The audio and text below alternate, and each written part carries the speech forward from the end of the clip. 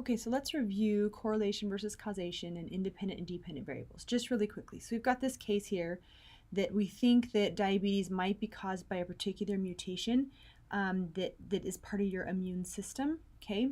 And so if we're looking at this though, what did the scientists actually do? So they sampled a population, they looked for a particular mutation that was already there, and then they looked for the incidence of diabetes.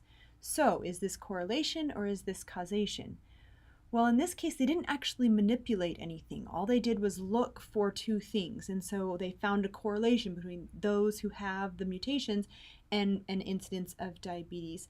And so to be causation, they'd have to like take mice and mutate their DR3 and DR4 and see if it causes diabetes, right? So that's not what they're doing. So it's a correlational study.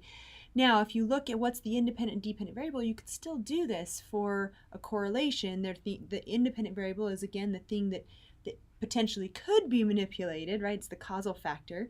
And the dependent variable is what's going to come out of it, what's going to be the result of that manipulation. And so in this case, you can probably guess that the mutation is that causal factor, that independent variable that they're looking for, and does it lead to the dependent variable of having diabetes or not?